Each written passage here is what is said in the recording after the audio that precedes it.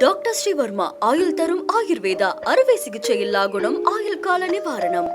Yesterday courier private limited domestic international cargo உங்கள் இல்லம் தேடி வந்து கொரியர் புக்கிங் டெலிவரி செய்து தரப்படும். தலைப்புச் செய்திகள். ஆபரேஷன் சிந்தூர் தொடர்பாக மக்களவையில் காரசார விவாதம். போரை நிறுத்த பாகிஸ்தான் கெஞ்சியதாக மத்திய அமைச்சர் ராஜ்நாத் சிங் பேச்சு. ஆபரேஷன் சிந்தூர் நடவடிக்கை குறித்து எதிர்க்கட்சிகள் சரமாரி கேள்வி. பாகிஸ்தான் தோற்றது என்றால் இன்னும் ஆபரேஷன் சிந்தூர் தொடர்வது ஏன் என்றும் கேள்வி. கேரள கன்னியாஸ்திரிகள் கைது. முதலமைச்சர் மு.க. ஸ்டாலின் கண்டனம். திமுகவும் பாஜகவும் ஓரணியில் கபட நாடகம். விஜய் குற்றச்சாட்டுக்கு திமுக பதிலடி. நிமிஷா மரண தண்டனை முற்றிலும் ரத்தாகிறது. ஏமன் உயர்நிலை ஆலோசனை கூட்டத்தில் முடிவு செய்யப்பட்டதாக தகவல். இனி விரிவான செய்திகள். ஆபரேஷன் சிந்தூர் தொடர்பாக மக்களவையில் காரசார விவாதம் நடைபெற்றது.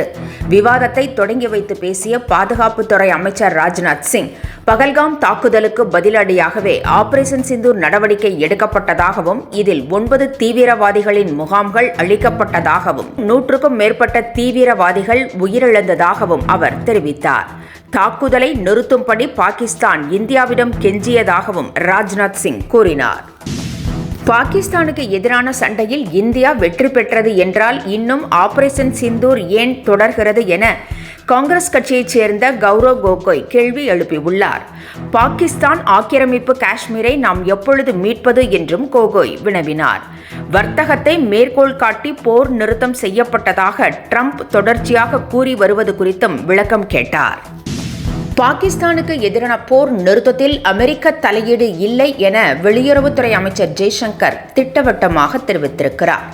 மக்களவையில் இதுகுறித்து விளக்கமளித்த அவர், ஏப்ரல் 22 முதல் ஜூன் 17 வரை பிரதமரை அமெரிக்க அதிபர் தொடர்பு கொள்ளவில்லை என்றும் வர்த்தகம் தொடர்பாக கூட பேசவில்லை என்றும் தெரிவித்தார். பாகிஸ்தானின் தாக்குதலை நாம் முறியடிக்க தொடங்கிய உடனேயே பாகிஸ்தான் நம்மை தொடர்பு கொண்டு போரை நிறுத்த கூறியதாகவும் ஜெய்சங்கர் விளக்கமளித்திருக்கிறார். கேரள கன்னியாஸ்திரிகள் 2 கைது செய்யப்பட்டதற்கு முதலமைச்சர் மு.க. ஸ்டாலின் கடும் கண்டனம் தெரிவித்துள்ளார். மதமாற்ற புகாரில் சத்தீஸ்கரில் 2 கன்னியாஸ்திரிகள் கைது செய்யப்பட்டனர். இதற்கு கண்டனம் தெரிவித்து எக்ஸ் தளத்தில் பதிவிட்டுள்ள முதலமைச்சர் மு.க. ஸ்டாலின், பஜ்ரங் தளம் அமைப்பினரால் கன்னியாஸ்திரிகள் பொய் குற்றச்சாட்டுக்கு ஆளாவது கவலை அளிக்கிறது என்று தெரிவித்திருக்கிறார். 10% வாக்குறுதிகளை கூட திமுக அரசு நிறைவேற்றவில்லை என எடப்பாடி பழனிசாமி குற்றம் சாட்டியுள்ளார்.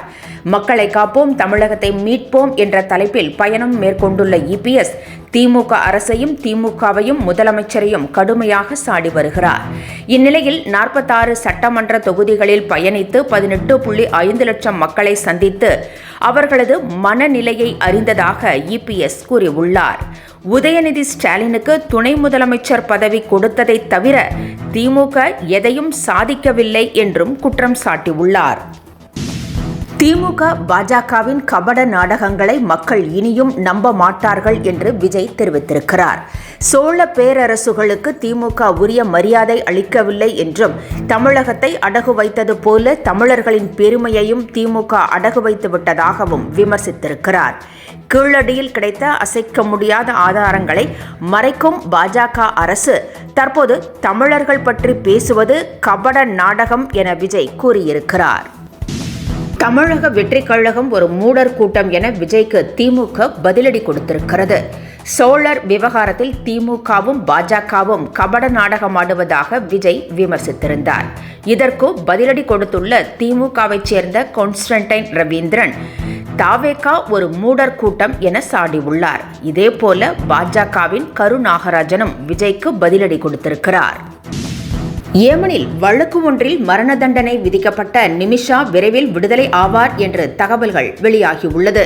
அவரை விடுவிக்க கேரள அரசு உள்ளிட்ட பல்வேறு தரப்பினரும் தொடர்ந்து வலியுறுத்தி வந்த நிலையில் ஜூலை 16ஆம் தேதி மரண தண்டனை நிறுத்தி வைக்கப்பட்டது. தலைநகர் சனாவில் அந்நாட்டின் உயர்மட்ட ஆலோசனை கூட்டம் நடைபெற்றது. இந்த கூட்டத்தில் மரண தண்டனையை முற்றிலும் ரத்து செய்ய முடிவு எடுத்திருப்பதாக அந்நாட்டு மத தலைவர் கிராண்ட் முஃப்தி ஏபி அபுபக்கர் தெரிவித்திருக்கிறார். இத்துடன் செய்திகள் நிறைவடைந்தன. மீண்டும் பிற்பகல் 1 மணிக்கு சந்திக்கலாம். வணக்கம். என்றும் உங்களுடன் மை இந்தியா. முக்கிய செய்திகளை உடனுக்குடன் தெரிந்து கொள்ள சப்ஸ்கிரைப் பண்ணுங்க, பெல் பட்டனை பிரஸ் பண்ணுங்க. என்றும் உங்களுடன் மை இந்தியா. டாக்டர் ஸ்ரீவர்மா ஆயுள் தரும் ஆயுர்வேதா அறுவை சிகிச்சை இல்லா குணம் ஆயுள் கால நிவாரணம். Yesterday courier private limited domestic international cargo உங்கள் இல்லம் தேடி வந்து கொரியர் புக்கிங் டெலிவரி செய்து தரப்படும்.